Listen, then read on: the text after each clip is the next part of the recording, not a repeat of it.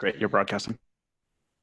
Hi, everyone. I'm Linda Rottenberg, the co-founder and CEO of Endeavor, and welcome to our 5th installment of Endeavor's Leading Through Crisis series.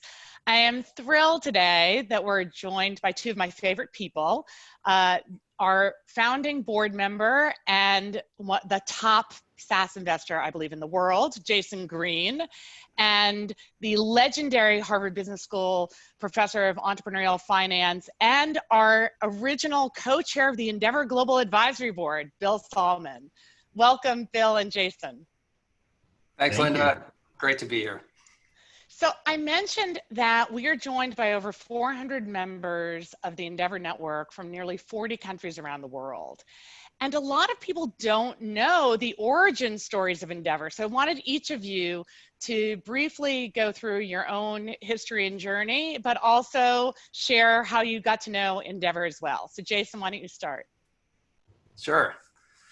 So Endeavor started early, actually, in my career. I'm now on year 21, I believe, involved with Endeavor. 22. I think I committed 22. I committed a year to you, Linda, initially. So you have a very strong personality. It's hard to escape your grip when you get in there. So for folks who think they're just short-termers, just a warning. You know what was interesting? So I had an experience. I lived in Eastern Europe, in Budapest, and I worked for a Hungarian technology company. And this is right when the wall had come down. And so I had the experience of what it was like to build companies in some really challenging environments, and then came back to business school, learned under the tutelage of Bill Sahlman about entrepreneurship and venture capital, spent a year working with him, writing case studies all over the world, and then got lucky to get into the venture business very early on. And I think, you know, Linda, maybe you and I had met through mutual friends, but maybe I was the only venture capitalist you knew that had some emerging market experience. And so you kind of pulled me into your kitchen to brainstorm about this organization that you were trying to kick off. And I remember Gary Mueller. With Gary Mueller and Peter Kellner, exactly, by the eating Chinese takeout. Yeah.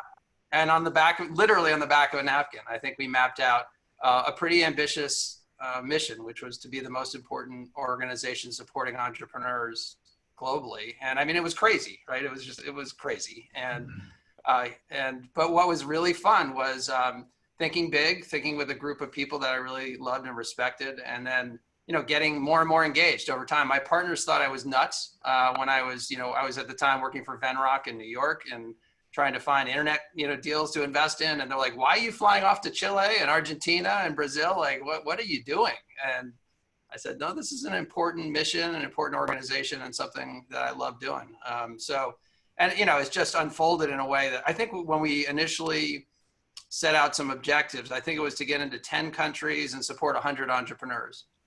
And, exactly. You know, that was about as ambitious as we could imagine in terms of metrics over time. I don't know, we're in 50 markets now and 2,000 Endeavor entrepreneurs around the world. So, yeah, you know, lots of lessons to be learned about the compounding of great passion and ambition and great teams over a long period of time. But it really has been, I mean, I've been very fortunate to invest and work with some great entrepreneurs over the years, but this endeavor is truly one of the things I'm most proud of, having been involved over my career. And it's all about, you know, you guys out there, the entrepreneurs that are creating the value and creating this trusted network and giving back to the next generation of entrepreneurs. So I can't imagine an organization that has been more significant over the last 20 years for entrepreneurship, and frankly, over the next 20 will be even more impactful. And two things before we get to Bill. One is you mentioned your early trips to Chile, Argentina, and Brazil, but you were with me at our last in-person Endeavor International Selection Panel, our ISP in Riyadh, back in February, which feels like, you know, lifetimes ago. But just before we get to Bill, do you want to just spend a minute on Emergence, but also the connection between Emergence, Endeavor, and Zoom, among, I guess? Sure. Yeah, so I mean, all roads start to converge over the years if you're in the around long enough, I guess. But what was so I started Emergence back in 2004 with a couple of great partners, Gordon Ritter and Brian Jacobs, and we launched the firm with a bet on the cloud and the enterprise cloud. Our first investment was Salesforce, and obviously that worked out reasonably well. But the good news is we were kind of alone believing in the future of enterprise cloud software. So we got a chance to invest in companies like SuccessFactors and Box and Yammer and Viva and Zoom came later, but certainly is one of our most proud investments as a firm. But what was interesting in the connection with Endeavor, and this is why kind of paying it forward really does pay off. I mean, it's both personally in terms of your own fulfillment, but frankly, great business. So Santi Subatowski, who was an Endeavor entrepreneur, came to me to get some advice as he was contemplating his career. And it's one of the things I enjoy most is meeting with people who are super smart, ambitious, trying to figure out what their path in the world will be. And Santi came to me and said, I think I'm interested in the venture business. And, he had started a educational learning company in Argentina, HBS grad, but didn't know, frankly, whether or not he could break into to Silicon Valley and the venture community. And I loved his background. I loved his ambition. I loved his passion. He was clearly somebody who really cared deeply about entrepreneurship and helping entrepreneurs fulfill their potential. And we were lucky enough to recruit him to Emergence. And so he started as a senior associate in our firm, worked his way up. He's now managing general partner of Emergence. And Santi was the person that led our investment in Zoom. It really everything comes full circle. And Zoom is connecting all of us around the world to you all, and is a company we're obviously extremely proud that has both stayed up and reliable and high quality to connect us all in this time of need. So Santi's an amazing guy. But I keep telling him, between Endeavor and he's also a Kauffman Fellow, which is an organization I've been very involved in. So, and then Emergence. And I was like, Santi, you're kind of like, you better do well because you've literally been part of everything that I really care about. And I mean, he's now surpassed me in the venture business. Yeah. And so that's one of the great things in life is to see people you care about and mentor become so great. And well, speaking of which, now we'll go to from the student to the master. Bill, I'd love people to hear your story. I call him the OG. He is the OG. And when you were starting entrepreneurial finance, like, was anyone coming out of HBS becoming an entrepreneur? I'm really curious about that, and I want people to know your incredible story and then your journey with Endeavor as well. Sure. Great to be with two of my favorite people in the world. I came to Harvard Business School in 1973, got a PhD, joined the faculty in 1980, and came to the realization as I met people in the local entrepreneurship community, local venture capital community, that they were talking about a different way of managing, a different way of investing capital, a different way of running experiments. And it had nothing to do with what I would call traditional finance, corporate finance, which I was teaching at the time. So I proposed to start a course called Entrepreneurial Finance. It would deal with that population, try to understand how they found opportunities, how they got a little access to money and little time, and then made decisions collectively with investors and with partners and suppliers, everyone. I proposed this course, and the guy who ran the finance department said, "That's the stupidest idea I have ever heard in my life. Entrepreneurship is an intellectual onion. You just peel back layer after layer and cry." Okay. So that was the auspicious start. But I went ahead and created a half-credit course, and 430 out of 800 students signed up. And ultimately, as you know, I've done with people like Jason over 200 case studies, 3 of which have been on Endeavor. We've done cases on Patagon. We've done cases, a number of things with Wences, the amazing Wences Casares, and Mickey Malcolm. Case on Emergence as well. Yes. Yes, we did a case on Emergence in which Not it one was of your One on described the fact Emergence, 3 on Endeavor, Jay. that, You can't even remember he wrote one on us. So.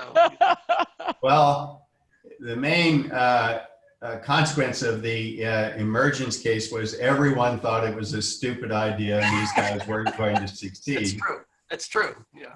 And the people they thought were going to succeed turned out did very poorly. And of course, Jason and Gordon and Brian just whacked it out of the park. They just. I think we got zero votes at the end of class from 90 participants. Yeah, that was probably the best news you ever received.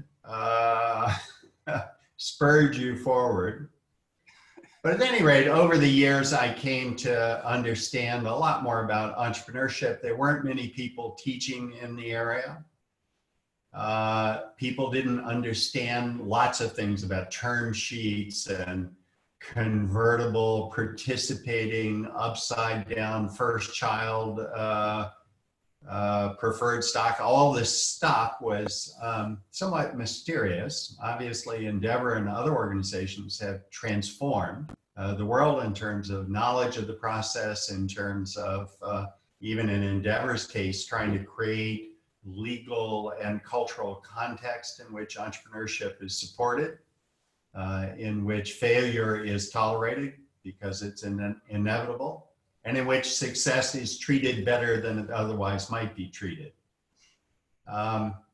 I don't remember exactly how Linda got me in her orbit. So I think of Linda as this gravitational pull, and she moves near places where she can entrap you, sort of like a Venus flytrap. I don't know how to describe it.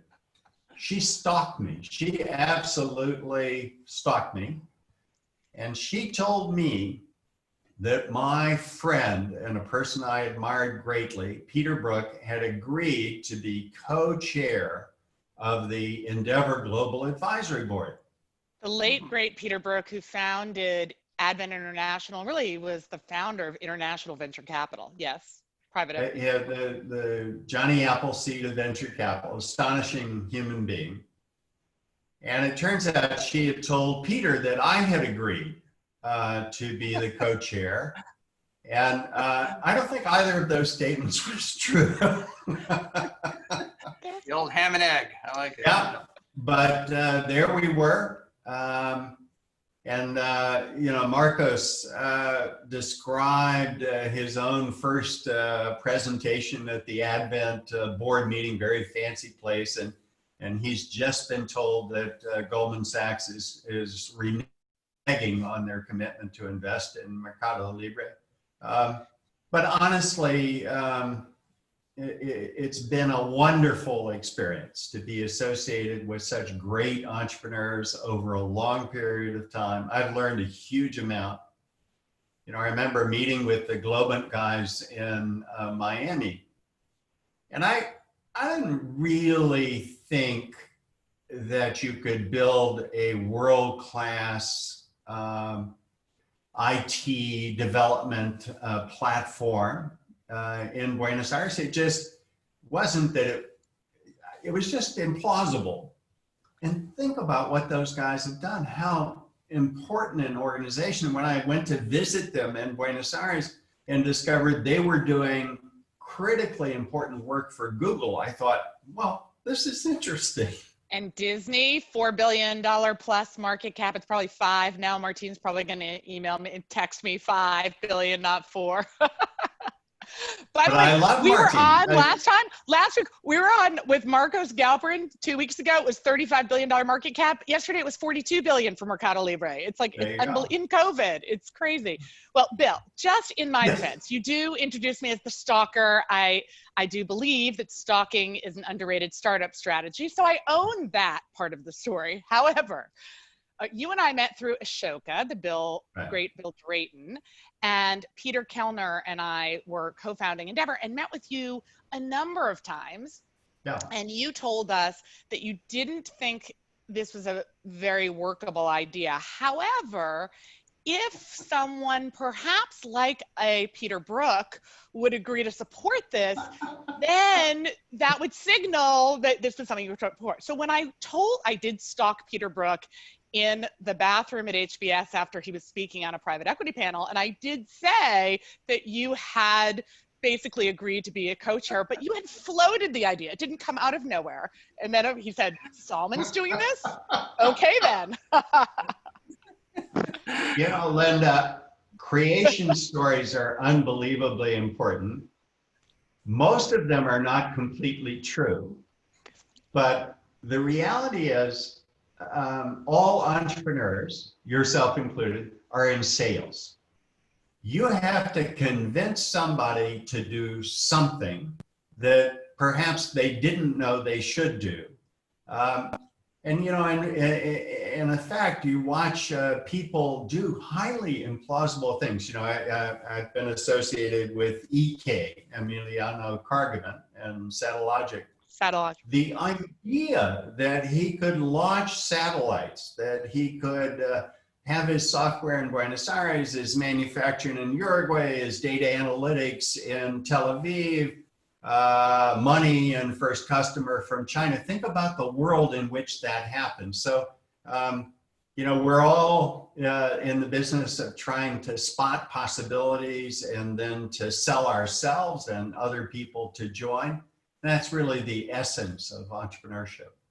Now, you were speaking of spotting possibilities. I remember that you were one of the earliest and most steadfast believers in Amazon before anyone thought it would ever turn a profit. And despite you being on the wrong side of the history for about a decade, you've clearly been on the right side of history ever since.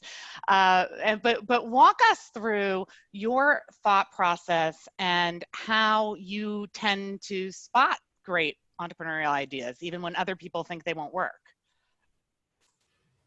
Sure. Well, Amazon's fascinating.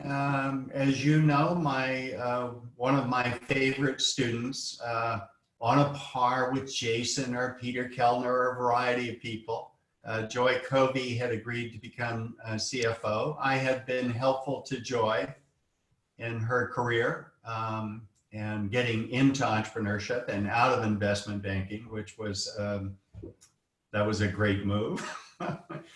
But at any rate, as you studied Amazon, you came to understand that they had chosen a category to start, books, which was one of 20 Jeff had investigated, in which you and I might buy a book online and we pay up front, and they don't pay the supplier of the book for 45 to 60 days.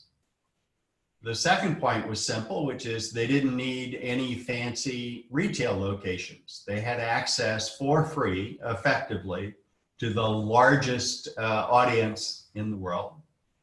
And they could offer access to 3 million books instead of access to 125,000 books, which is what you found in a Barnes and Noble store. So they could operate with negative capital, negative operating capital, and indeed, even when you threw in headquarters and warehouses, they could operate with negative capital. They ran a business, they still run a business, massive, massive business with negative capital, and they've chosen to invest in AWS and in logistics. But the basic business is unbelievably profitable in cash flow terms. So I just said it was going to be very hard for Barnes and Noble, which needed $1 of assets to support $1 of sales, to compete with something if he could offer this compelling service, and he could improve his website and provide information and know things about you or me as customers. And Jeff is, without doubt, the single best experimentalist and opportunistic CEO of anyone I know in the world. Interesting. Hello, Marcos. He's very good. A lot of these guys are very good. Yeah. And now that he surpassed eBay's market cap, Marcos is going after Amazon's next. But before we get back to Jason, I just want to give a shout out to the late a good friend of mine, Joy Covey, who mentioned, and her Absolutely. story, we have people coming from so many backgrounds. I believe she was like a high school dropout, and then she decided to become a CPA, gets the highest grade in the history of the CPA exam, gets into Harvard She Business got the School and Harvard second Law School. highest grade. Second The highest second grade. highest? Yes. Great And then disappointment to her personally. Okay, that I blocked out. See, then gets a dual Harvard Law and Harvard Business School degree. And really, it was she and Mary Meeker who took Amazon public because Jeff did not want to deal with that part of the process. She's we lost her tragically. But Jason. She was the CEO of the IPO process. That's what John Doerr and Jeff said. Yeah. And she was famous. I mean, she just an unbelievably talented human being. Absolutely, a dear friend. And Jason, speaking of early bets, so Salesforce was an early bet on yours. How did you see SaaS before anyone knew what this acronym meant? Oh, and by the way, we've over-acronymed because of SaaS. Everything is something as a service. And, I'm on the board of Olo, this food delivery platform, and they're talking about delivery as a service. I was like, no, delivery is a service. Software as a service is something new. Delivery as a service, what did you think it was before? Have you heard of this? Service as a service? It's actually it's also meta. But so walk us through your thinking. Well, interestingly, when we started, we didn't have a term for the cloud, and SaaS actually didn't exist when we started Emergence. So we were calling it technology-enabled services. Right. Was our term at the time. It didn't quite catch on. Mark turned out to be a better marketer of those terms than we were. So we hopped on the bandwagon of the cloud. But I think the bet on SaaS was, if it's hard to remember, but like going through kind of 99 and 2000, the vintage of when Amazon was at its best. I mean, everybody was starting an internet company, right? And everybody was going after a .com in pick any industry in the world, and you were starting a business, and you could raise money like that with a PowerPoint presentation and an ambition to be the Amazon of, right? Turned out a lot of those businesses were not nearly as good as Amazon. They didn't have working capital advantages like Bill was talking about. They didn't have the better value proposition. There was a huge cost structure involved with delivering it. And so turns out that a lot of those were bad businesses. So investors got negative, right? We had the tech bust, and anything with a .com associated with it was untouchable, literally untouchable. But what we recognized was Salesforce.com was not like a consumer company with negative working capital. It was selling to businesses. It was high margin.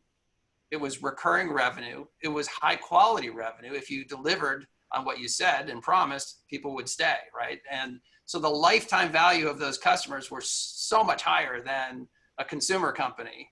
It cost a little bit more to acquire them, but that kind of cost of acquisition to lifetime value was kind of the thing that kind of clicked for us. So it was, all right, we want to build a venture firm that is the best in the world at recognizing great entrepreneurs and the patterns and the metrics associated with these businesses. Obviously, getting invested in Salesforce was an important first step in that. And I think, negotiated one of the very first secondary transactions. This was before, it was really widely known. And Mark Benioff has been active in Endeavor and participated in events. And talk about another visionary. If crazy is a compliment, he gets lots of compliments. Oh yeah, no, he really has carried the industry on his shoulders for 20 years now. But the amazing thing was, so we got it. I think it was about $150 million valuation, which at the time seemed insane, right? It's now what, 160 billion. And it went public at $1 billion valuation. So it's now had 165x from IPO, which is not a bad venture return. But it really taught us how compelling these businesses were over the long term if you had great opportunities. And so we just went after every segment of enterprise software. We said, how do we help identify the market leaders in each of these segments, and then help bring some lessons learned, from the Salesforce.coms of the world to helping accelerate their success. So that was kind of the first 10 years of Emergence, was really betting big on that segment. And a lot of venture firms, interestingly, didn't quite key in on this as an opportunity. They still viewed it in the .com kind of, tech bust filter. And again, what we saw was a fundamentally different value proposition for customers, a different value proposition for the vendors, and frankly, a different value proposition for investors, because these businesses can be incredibly capital efficient. And one of the things you realize over time is, we have Viva, for instance, which is one of our great investments, where we invested $4 million in this company in the depth of the financial crisis in 2008. And they never used a dime of that capital. And they're now a $30 billion market cap company. So like, you can grow these companies, you can be market leaders and world-class without raising billions of dollars, from SoftBank to win. And that's one of the, if you can do that, both as entrepreneurs and investors, I mean, then it is a wonderful, wonderful thing. And I also, I should mention, you are on our Endeavor Catalyst Rules Committee, and we love when Endeavor entrepreneurs, you get invested in by top investors, but we also love when it goes the opposite way. And it was very exciting that one of your Emergence Capital investees, Kyle of SalesLoft from Atlanta, became an Endeavor entrepreneur last year. So we love the two-way. So I want to turn to the current situation, and anyone who is listening online, you can feel free to go ahead and use the chat function and ask questions, and our team will make sure that I see them. And because we want to move into your questions, I already have several that came in yesterday. But Bill, what I love is you have this wonderful definition of entrepreneurship at HBS, which is the pursuit of opportunity beyond resources currently controlled. Okay, very apropos in a crisis when you may not be able to get the resources you want under your current control. And yet you've also had this wonderful line that running out of money is running out of trust. So looking at both of those, how should entrepreneurs think about cash management at this time, think about pursuing opportunities, even if their investors are maybe telling them to, reserve, cash? I'd love you to walk through your thoughts on this. Well, the point about companies don't run out. In fact, most entrepreneurial ventures are organized to run out of money periodically. Right? So that's the nature of the beast.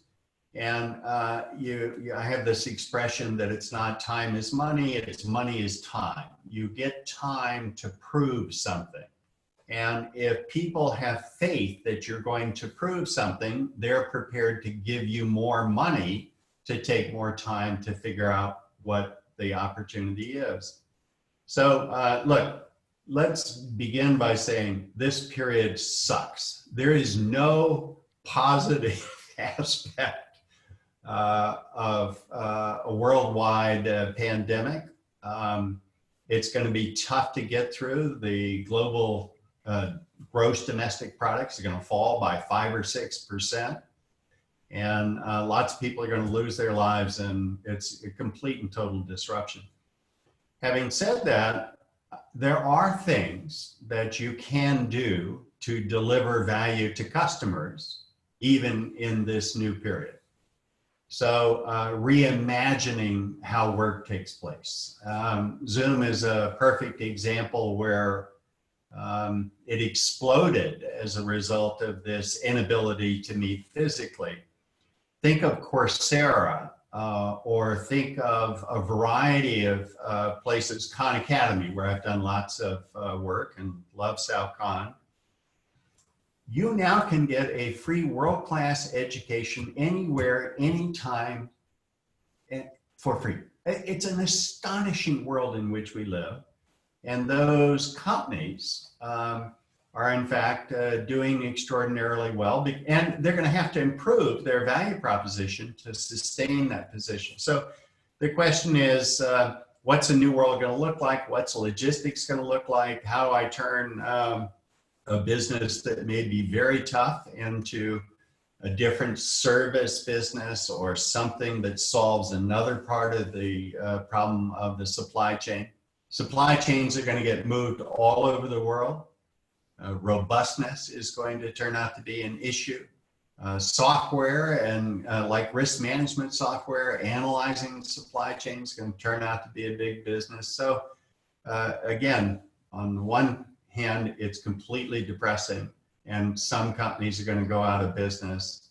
Some companies are going to buy enough time or had enough money that they're going to rejigger and figure out how to have a viable business model. And like Viva, which Jason mentioned, some incredibly important businesses are being created either within an existing business or brand new. They will transform how we think about the world. And 5 or 6 years from now, we'll recognize that.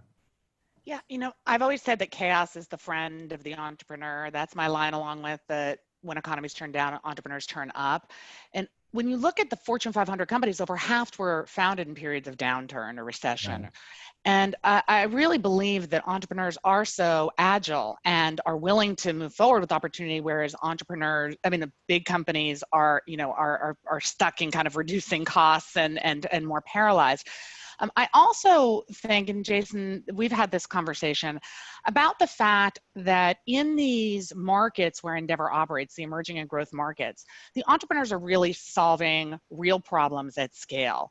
And we've talked about this for a while, that we've seen health tech and ed tech and ag tech and fintech companies for many years, which were there but kind of on the fringes of Silicon Valley. And so is this sort of the end of the dog walking apps? You mentioned SoftBank, and is this a moment either where Silicon Valley is going to see what we've been seeing in these markets for a long time, number one, especially the venture firms, and number two, is this signaling maybe the end of the dominance of Silicon Valley? If you can start companies anywhere, if you can have a virtual Right. team, and you're seeing these real issues in places like Brazil and Nigeria and Indonesia and solving them, does that shift in the next 5 years the companies that are going to come out of Silicon Valley and elsewhere?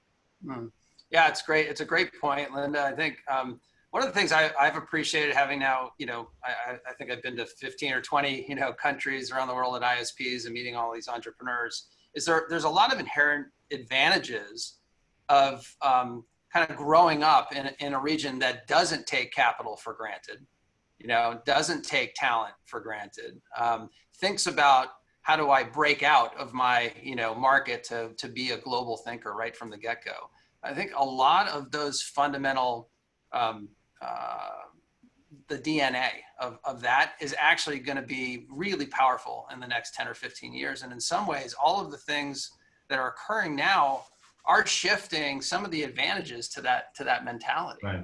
Because we are no longer constrained geographically for capital or for talent or for resources. It's really unleashed the entrepreneurial engine across the world. And the companies that are able to think like that, of how do I treat resources as scarce and how do I attract talent from all over the world? And how do I think globally right from the get-go? Boy, I'm really encouraged by that. I think the other big change is, I think venture capitalists and investment capital is recognizing that, value is being created, significant value is being created all over the world, right? So if you're going to be the best in the world at our business, you can no longer just be the best in Silicon Valley. And also what used to be considered, quote, impact funds. We were never an impact fund at Endeavor Catalyst. We said, well, it's high impact, it's high growth, right?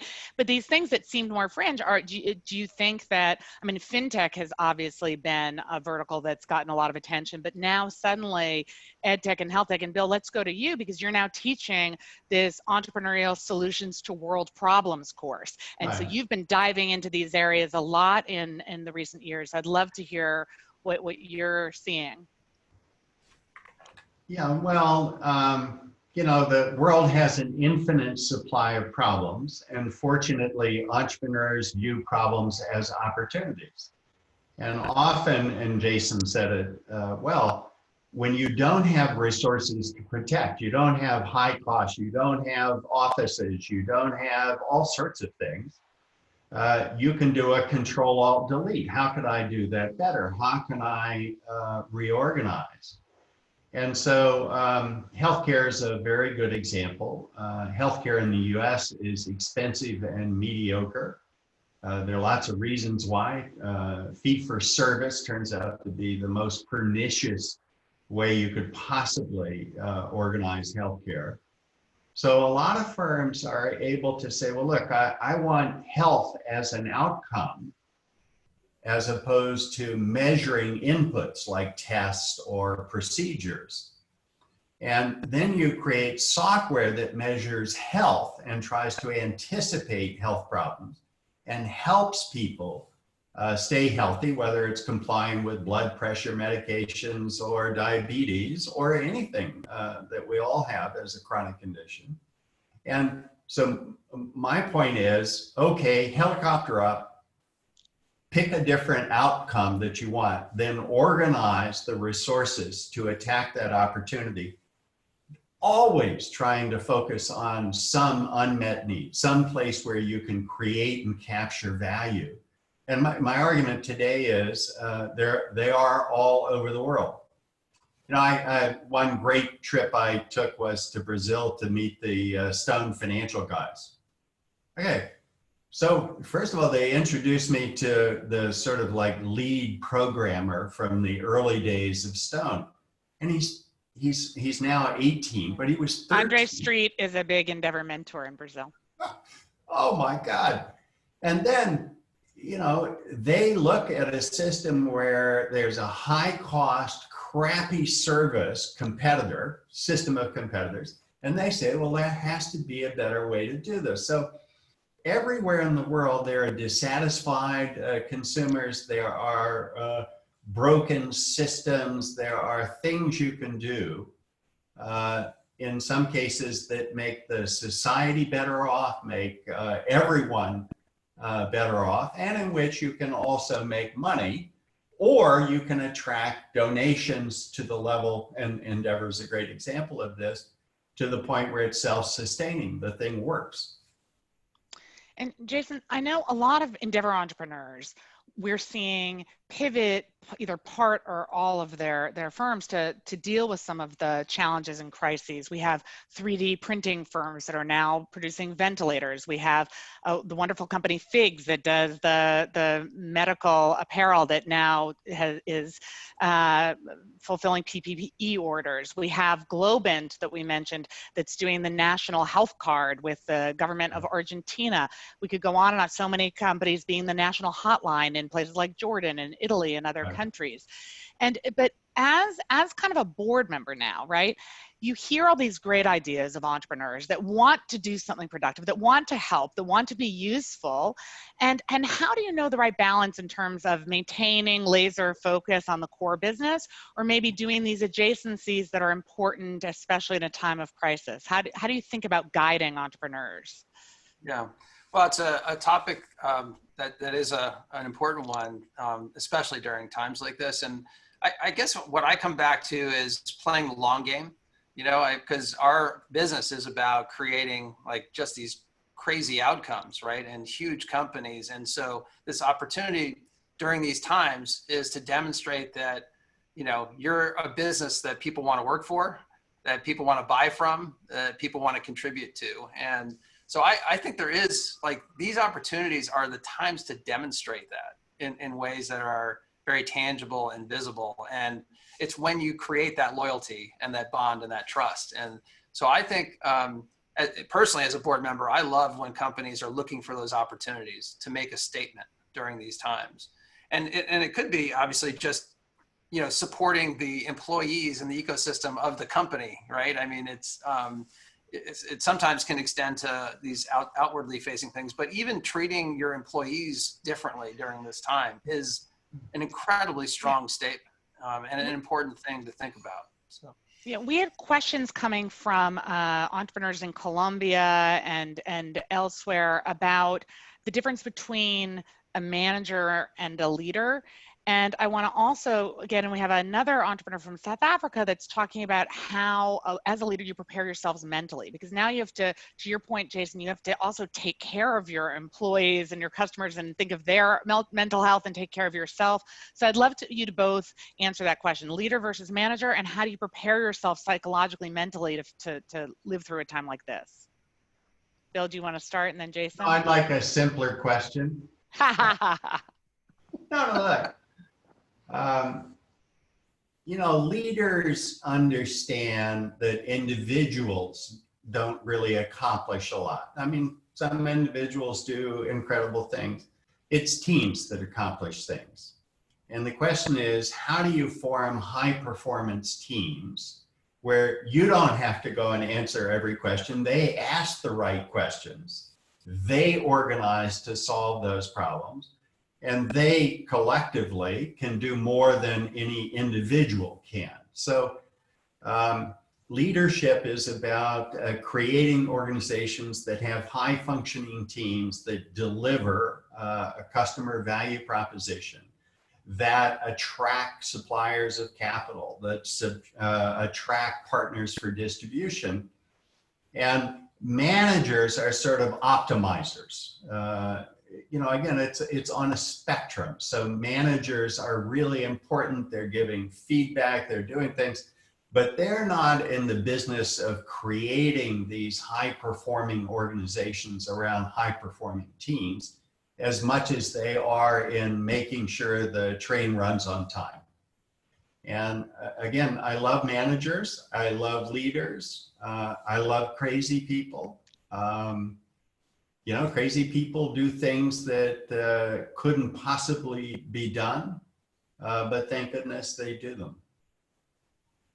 And Jason, do you want to take on the mental health question or the preparing mentally as a leader?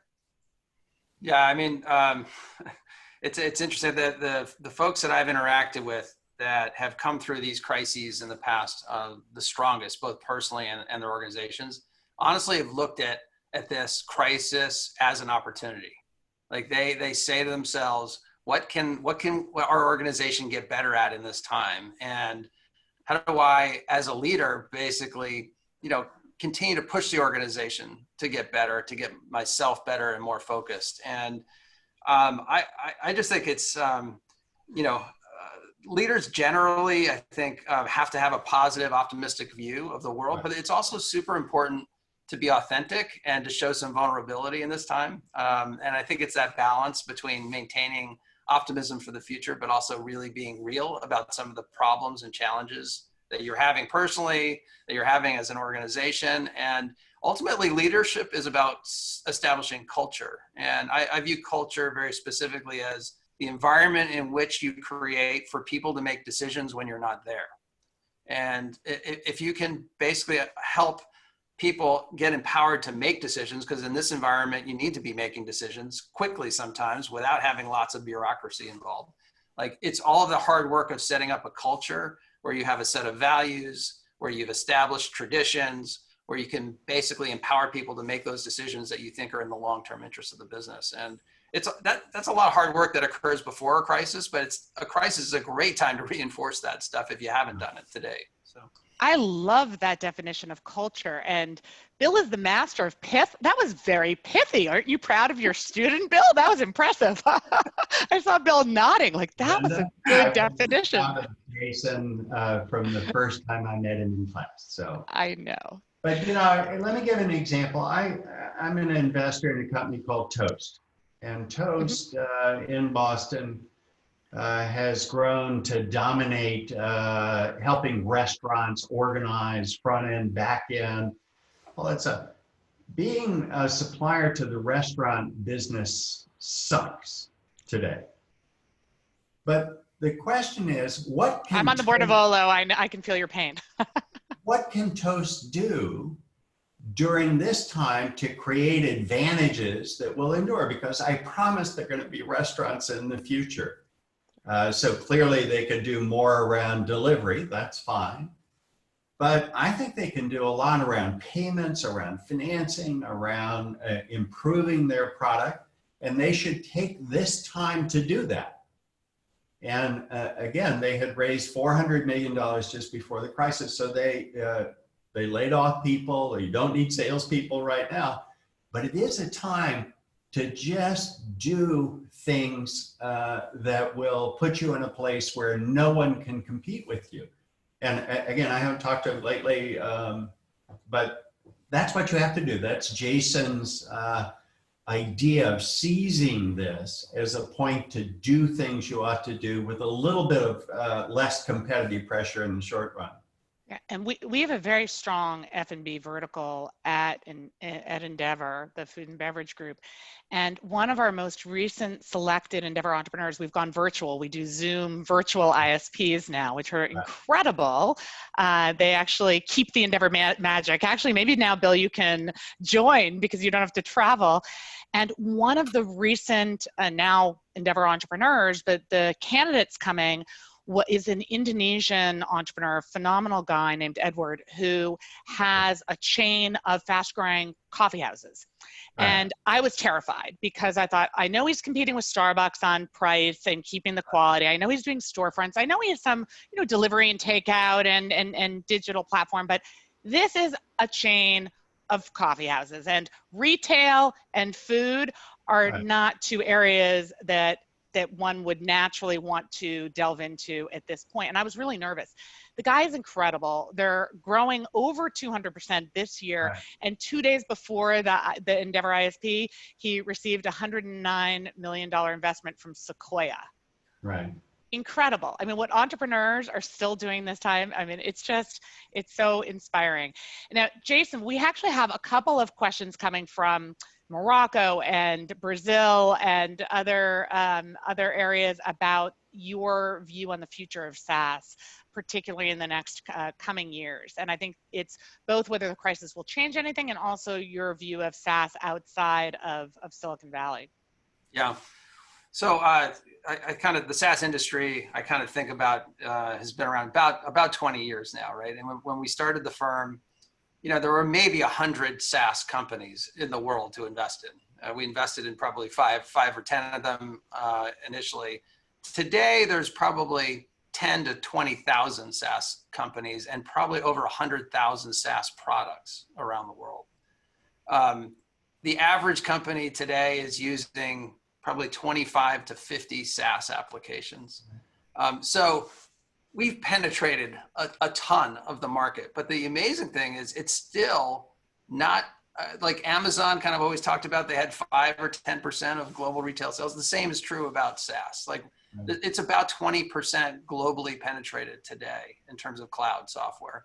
And if you think about the number of companies that are being started around the world and the number of applications that they're using, I mean, the next 10 to 20 years, we're going to see an order of magnitude increase from where we are today. So we are still in the very early innings. And what's fascinating about it is people are picking off what you would think are thinner and thinner slices of the opportunity and building really substantial businesses, like billion-dollar businesses. So I continue to feel like this is probably the most, the term software eating the world. I mean, the cloud is eating the world, and we are still really early in the development and maturity of the opportunities. I think going forward, the areas that we're most excited by are the adoption of AI and machine learning involved in building greater applications. Because if you think about it, most software applications, they are just kind of dumb workflow, and they're not getting smarter as the product is being used. So we have an opportunity to actually collect data and get smarter every time a user uses an application. That's going to transform software businesses and in some ways create more network effects for the winners. And so actually can see some even more outsized returns than a Salesforce.com in the future, which is hard to imagine today. But I think we'll hit $1 trillion SaaS company in the next 10 to 15 years, which would be pretty remarkable. Maybe Zoom will be that. I don't know. We'll see. Probably Zoom or Salesforce. You're on track to probably have one of them. We'll see. But I also, we love kind of companies that go deep in verticals as well and really try and understand what are the most important problems in that industry to solve. Right. So Viva-like opportunities where they said, we're just going to sell to life sciences and we're going to be the most important partner to these companies in building an infrastructure to support their business. So whether it comes to selling, drugs or developing drugs or, the R&D process and how to manage that, they are focused on the most important business processes within that industry and really trying to be an incredibly strategic partner to those customers.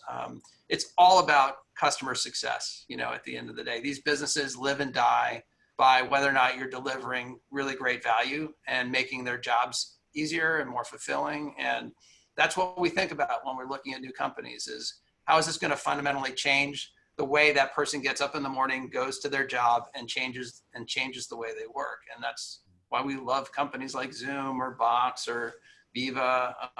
SalesLoft is changing the way sales is working, in terms of helping people figure out what's my next best action today. Like, we all have a limited amount of time in the world, right? So time is the ultimate scarcity, not capital anymore. So how do we squeeze more out of that time that we have, and then spend it with our families instead of working? So. That was great. And I should say, you guys keep the questions coming because these are great. And Bill, a related one I think for you was going even beyond SaaS to get your perspective on which verticals, which industries you're most excited about in terms of entrepreneurial opportunities in the next few years.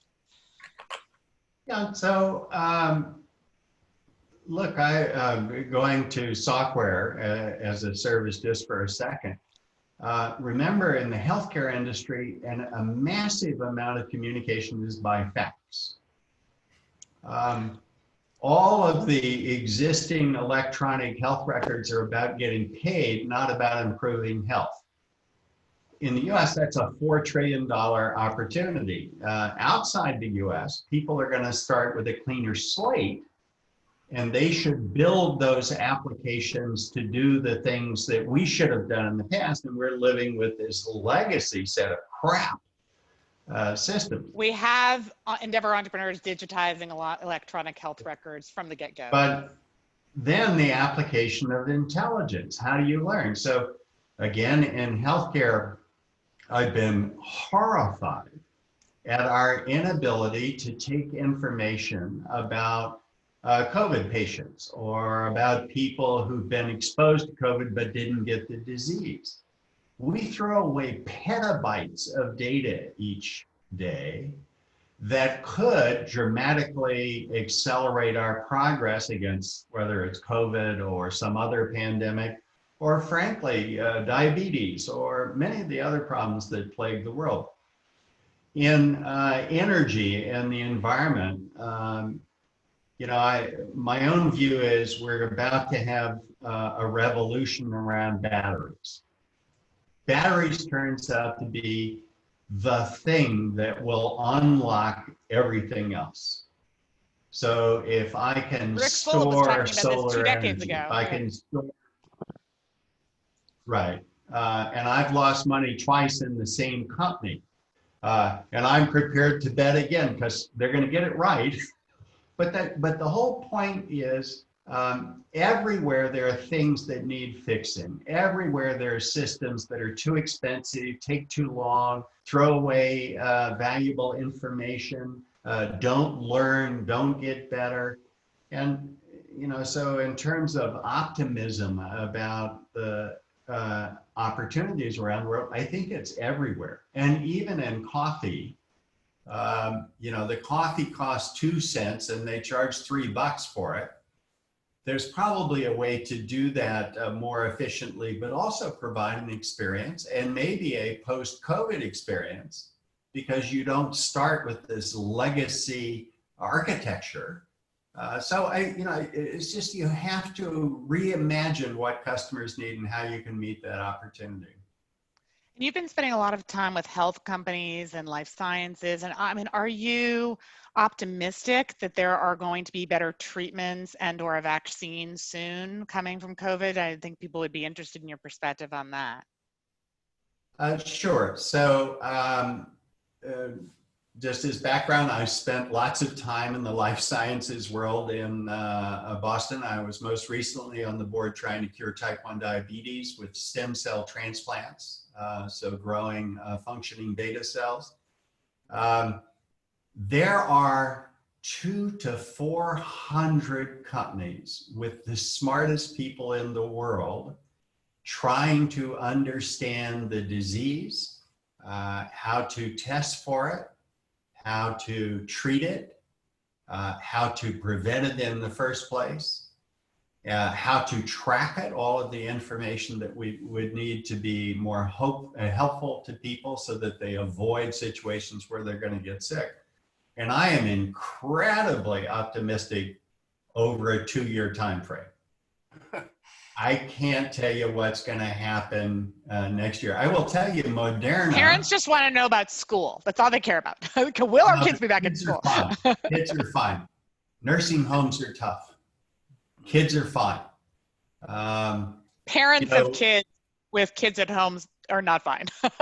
No, I got it. I got it. I heard some screaming in the background. I have my two little granddaughters here, and heaven only knows what was taking place. But we are going to get to the point where we understand ways in which we can live with the disease for this period of time. I think we've learned how to do that. The healthcare system has learned how to deal with the disease. And so we're going to chip away at better therapies. We're going to chip away at ways to prevent it. Some public health things, some chemistry and biology things. And so we should just imagine that these entrepreneurs, these life science entrepreneurs and large companies are cooperating to solve the problem. They're not trying to make money. They are cooperating to solve a problem that they have and their kids have and their grandkids have.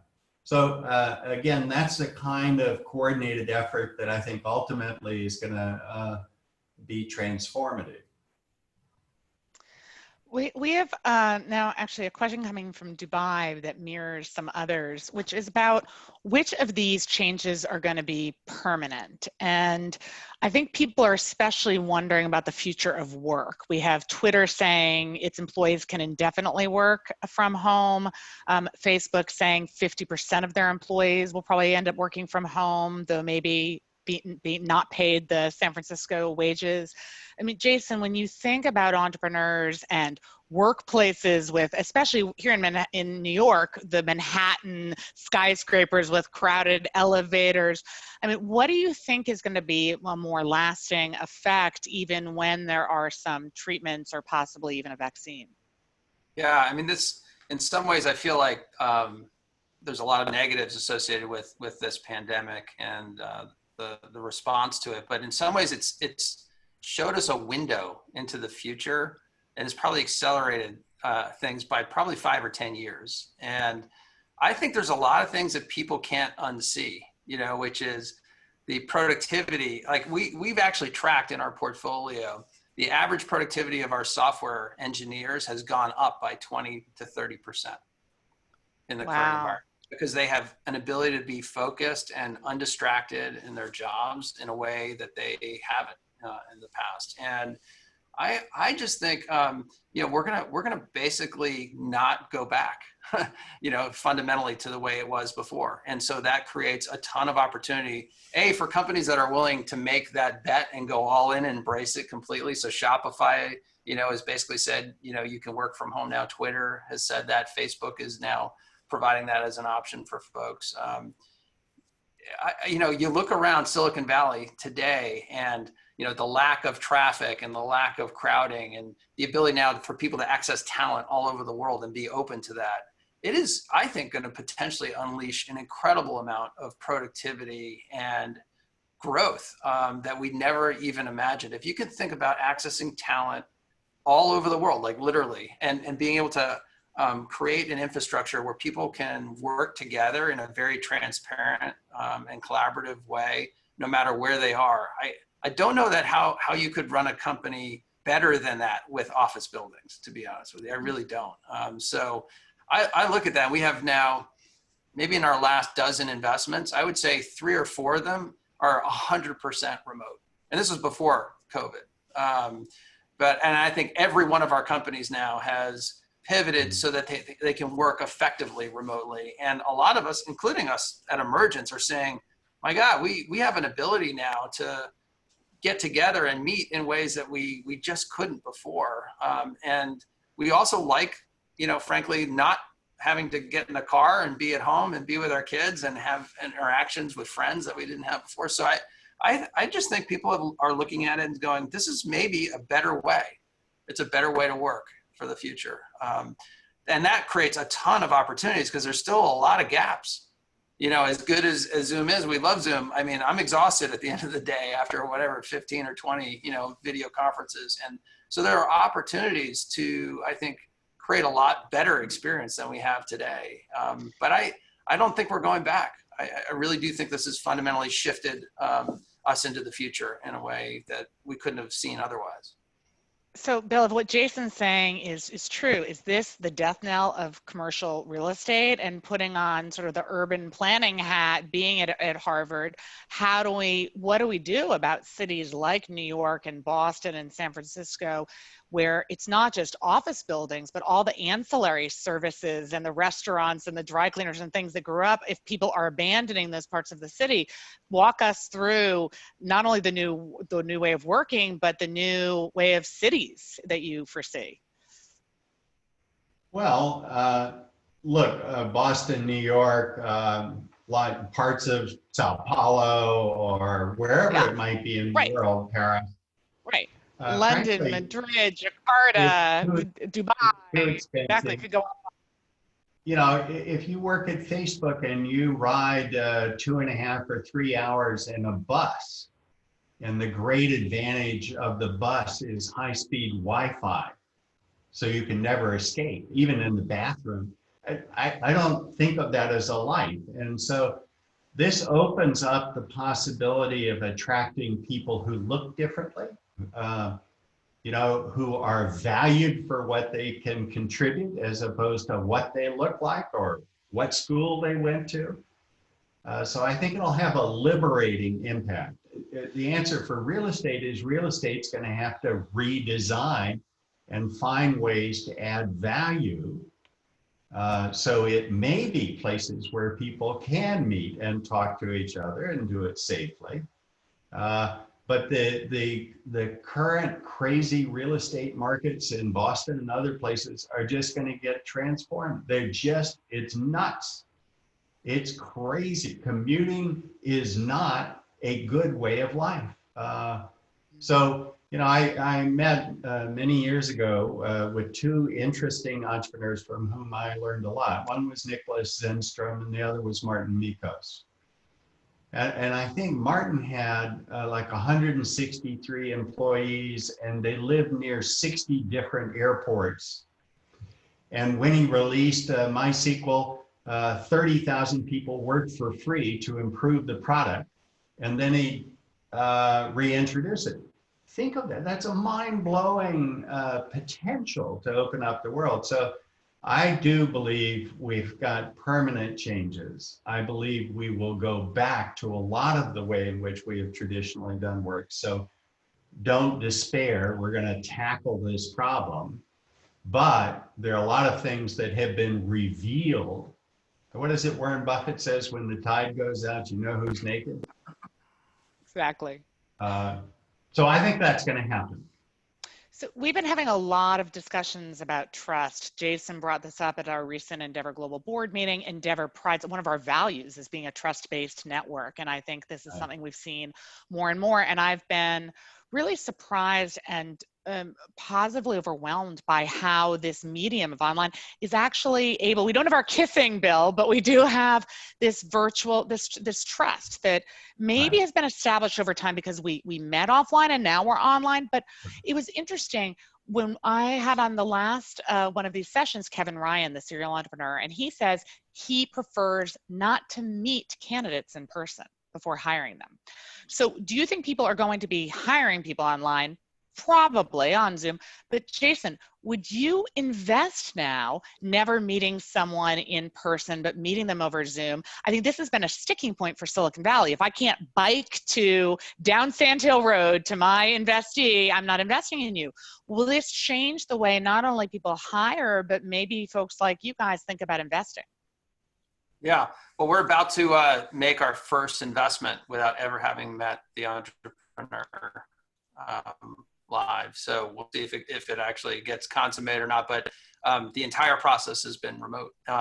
And what we've realized is we actually can do a lot, probably 80 or 90%, you know, of what we did before in person. And there's really nothing, I mean, I still think, you know, investing in a company at the early stages and build, you know, having a partner, it's like a marriage. And so you really do want to have as much, you know, touch points and exposure to them as possible. And so I don't view when we go back that I wouldn't spend time with somebody in person to really get to know them. But nonetheless, it's absolutely possible.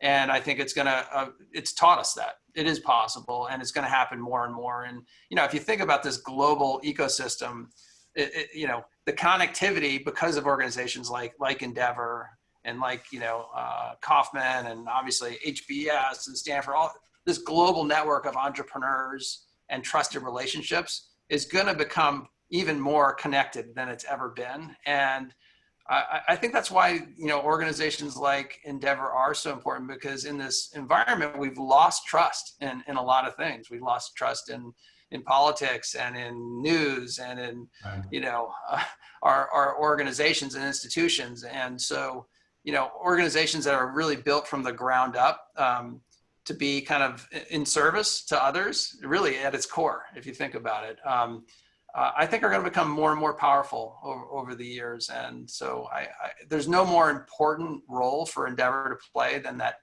trusted flow of information and support to each other. And it's all about the entrepreneur's willingness to give back in that process and that spirit. That's what creates the compounding effect that has such power and that we've seen over the last 20 years. But Linda, remember that people form opinions in the first like 3 or 4 seconds. Judging. Malcolm Gladwell. You know what the rating is going to be. If I listened to Jason, or I listened to Kevin last week, or I listened to Reed, or any of the Marcos, any of the people you've had on these sessions, I know pretty well what I would think about them if I met them and shook their hands. And so I think as we get better communications, augmented reality, virtual reality, we can create context around things. We can see people's body language as opposed to a flat 2D version of body language.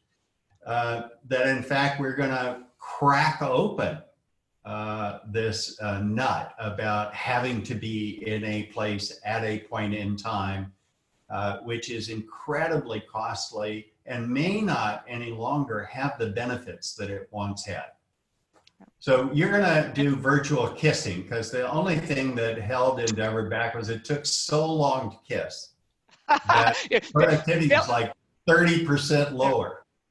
Yeah, one of Bill's 3 case studies on Endeavor had the Endeavor Guide to Kissing as to whether it was 1 kiss, 2 kisses, or 3 kisses, depending on the country. I remember that.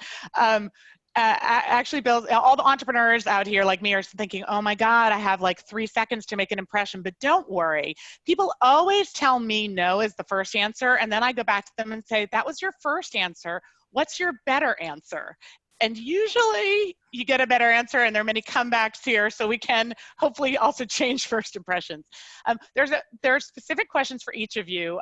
Jason, there's a question from Italy coming that they want to know how you're actually tracking that productivity, that software. Everybody wants the secret sauce. What are you doing? Well, it's one of the nice things about software is you actually can check, the number of check-ins, for instance, the amount of code being written, the quality of the code. So those are all actually quite measurable. It's a little harder with non-software development, productivity tracking in organizations. But I actually think as more and more of our work is being digitized, right, and it's all being put in Slack or in Box or in Zoom or others, like we can actually now track what people are doing. And I think Bill made this point earlier, but it's about focusing on the outputs, as opposed to where people are sitting. It's like, what have you actually contributed? And the more that work becomes digital and online, the more actually it becomes transparent and becomes measurable and then manageable. So in some ways, like this transformation to the digital world is going to unleash the ability for people to truly be judged based on their work. And I think that ultimately, again, has tremendous benefits long-term, because it'll be based on facts and data as opposed to what they look like or where they came from or where they went to school. And Bill, what does this mean for higher education? I mean, you mentioned Coursera, obviously edX and others, and Udemy and others are popping up. But yet I know parents of graduating high school seniors Jason will have one next year. But they're wondering if their kids should take gap years, because the idea of paying, 80 grand to send their kids to a virtual online education or just getting the free version doesn't seem like our knowledge of, the Ivy colored college experience. So how is higher education going to be transformed? Will there still be live in-person, classrooms? What do you foresee in the future? Well, God, I wish I knew the answer to that one too, but that's a hard question. Coursera has 57 million people online taking courses. And what I think is there are a lot of things we can do with digital assessments and interactions that we can't actually do in the traditional way of delivering education. So the idea of the great professor putting on a show in front of 800 people and hoping that they're getting something out of that process is going to be replaced, I think, with a higher quality initial sort of knowledge, but then lots of ways to judge your own mastery, lots of ways to get tutoring and help. And frankly, you can only do that if you do it digitally and disperse it. So you couldn't have, for Coursera, you have lots of tutors, you have lots of guidance, career counselors, you've got all sorts of things that are leveraged because they're accessible digitally. You don't have to go meet someone, you don't have to do that. So what can't we recreate? We can't recreate our kids learning how to drink and the consequences of that. We can't recreate a lot of dating or other things that take place. That's a little hard to recreate. But my hope is higher education gets significantly better at measuring whether or not they're being helpful, whether or not kids feel more confidence, whether or not they have skills that they can demonstrate to someone, whether or not they learn critical thinking. All of those things are things we've taken for granted. And frankly, I don't think we've always done a very good job. Well, I will beg to differ a little bit, having sat in Bill's classroom. That experience of seeing him in action, of having the guests that he is able to get access to come to the classroom, of having the interactions with a set of peers that have all different experiences in life, but are super ambitious and smart and open. The study groups, that are pushing you to learn things in a deeper way. I mean, that experience was magical.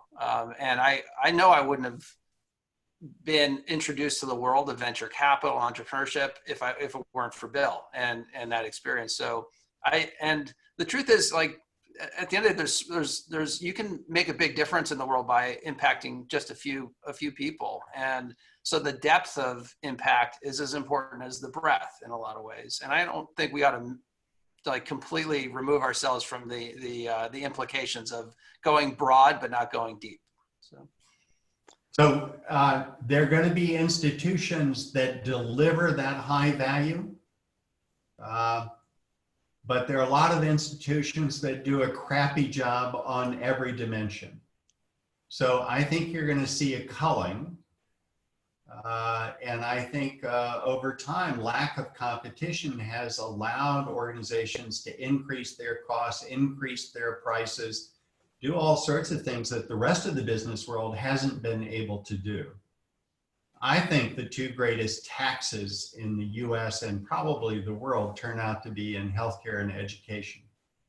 And they're the primary places where we haven't had the revolution that you've described and helped create. We haven't had that revolution. And now we might see it. Mm-hmm. All right. Before I have you guys give your closing words of wisdom, we have two specific questions for each of you. One is Bill, from an ed tech entrepreneur in Mexico, wants to know how they get your attention. Sahlman at hbs.edu. Wow, that's amazing. Internet was created. Love it. And that's gold right there, guys. That is gold, I just want to say. And Jason, for you, Mario Suarez Batan of Argentina wants to know when you're going to play tennis again. Mario's been trying to get me on the court because he knows he's better than me, and he can really get me on the court. But I'm looking forward to it, Mario. So I haven't played as much tennis in the last few months, obviously, but I'm looking forward to getting back out there and hopefully not embarrassing myself with you. So, Bill, what would be your parting thoughts to now? We have the people online, but the 2,000 Endeavor entrepreneurs are going to view this link after. And so, what would be your parting thoughts to them operating in in every context imaginable? Yeah, I know that being exposed through Endeavor to people all over the world doing improbable things, as they do here as well, has transformed my views about human potential. One thing I've learned from Sahlman is if we start with the premise that certain people are going to be slower than others or incapable of achieving some mastery, then we create a system that reinforces that. And if we started with the proposition that everyone in the world can be a hero, everyone in the world can do something positive for their family or for society or the economy or whatever, I think that's what I've learned from Endeavor, which is make no assumptions about what people can accomplish, depending on where they came from or where they live or what they look like. So this optimism about human potential is the thing that I would leave people with, because even in a time where we have COVID, human potential and optimism are there. I love that. And Jason, what would your parting thoughts and words be? Boy, it's been, now 25 years since I've been able to kind of just be along for the journey of seeing entrepreneurship and its impact on the world. And I think the thing I come back to is I believe we all have one shot in life, and we all get to choose the game we play. And this game of entrepreneurship that we choose to play together not only can solve great problems in the world, but you can choose how you want to play that game and who you want to play it with, and do it in a way that actually is very, very fulfilling and meaningful, and kind of raises other people in the process. And boy, what a wonderful game to be able to choose in life. And I, for one, feel so lucky that we got to play this game together for the last 20, 25 years for both of you. It's been truly two of the most rewarding relationships that I've ever experienced in my life, that I ever will experience. And I treasure the next 20 of seeing what we can help create together to unleash the potential of entrepreneurship in the world to solve great problems and bring meaning and purpose to people's lives. And we should thank Carol, Bruce, and Anne, because we are teams. Exactly. Putting up with all our shenanigans. Sure. And by the way, I was realizing, speaking of entrepreneurs and visions, and I drove in my first Tesla with both of you. But Jason, I want to take off where you ended and just thank both of you for everything that you've personally meant and to me and taught me about, not only entrepreneurship and leadership, but about relationships and about being authentic and the way you to see the world, the way you give to others, and share your experiences in such a heartfelt way, along with the brilliance, has meant so much personally to me. And I just want to thank you. And my stalking is very targeted, I also want to add. And I chose you specifically, but really we couldn't be on this journey without both of you. So thank you. And I will end with the virtual kiss. Thanks so much. Thanks, Jason. Thanks, guys. Thanks, Bill. Thanks, Linda.